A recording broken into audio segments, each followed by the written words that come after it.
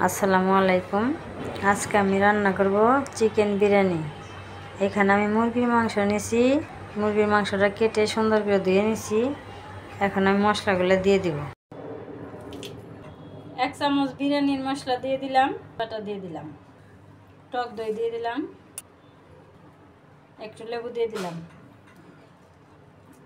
আমি টক দই, বিরিয়ানির মশলা আর পেঁয়াজ বাটা দিয়ে আমি সুন্দর করে ম্যারিনেট করে নেব। সুন্দর করে মাখিয়ে নিলাম। কিছুক্ষণ ঢাকনা দিয়ে ঢেকে দেবো। এখন তেল দিয়ে দিব। মাংসটা আগে রান্না করে নেব। এখানে এলাচি, দারচিনি আর পেঁয়াজ দিয়ে দিলাম। পেঁয়াজ, এলাচি, দারচিনি একটু ভেজে নিব বাদামি কালার করে। পেঁয়াজ মশলা ভেজে নিলাম। এখানে আদা বাটা, রসুন বাটা, জিরা বাটা সব দিয়ে দেব। এখন একটু নেড়ে দেবো। মশলাগুলো সুন্দর করে কষিয়ে নিলাম। এখানে ধনিয়ার গুঁড়া, মরিচের গুঁড়া, একটু চিনি আর পরিমাণ মতো লবণ। মশলা কষানো হয়ে গেছে, এখন এখানে দিয়ে দেব।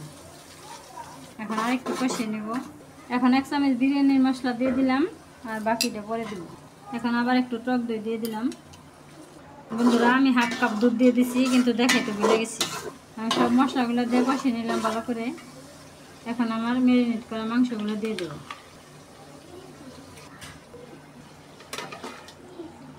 সব মাংসগুলো দিয়ে দিলাম। এখন আমি ভালো করে কষিয়ে নেব।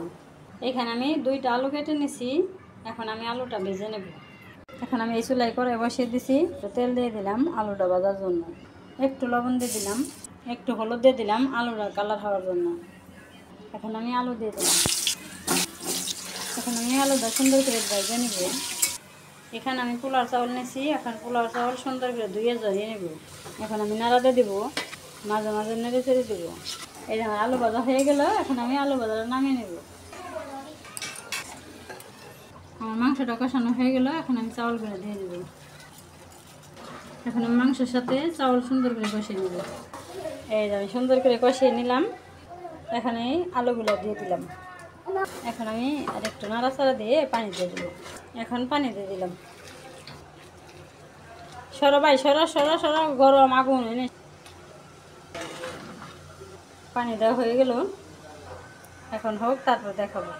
বন্ধুরা, এখন আমি এই বিরিয়ানির মশলাগুলো দিয়ে দেব।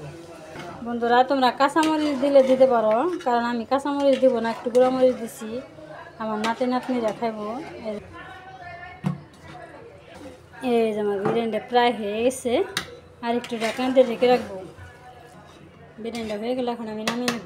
এই যে বন্ধুরা, বিরিয়ানিটা নামিয়ে নিলাম। আমার চিকেন বিরিয়ানি রেডি। এখন আমি খাওয়ার জন্য প্লেটে বিরিয়ানি নিয়ে নিয়েছি। আর এখানে টমেটো, শসা, পেঁয়াজ, কাঁচামরিচ নিয়ে নিয়েছি। তাহলে আমার আজকের চিকেন বিরিয়ানির রেসিপি কেমন হলো অবশ্যই কমেন্ট করবে। আর সবাই আমাকে সাপোর্ট করবে, সবাই আমার পাশে থাকবে।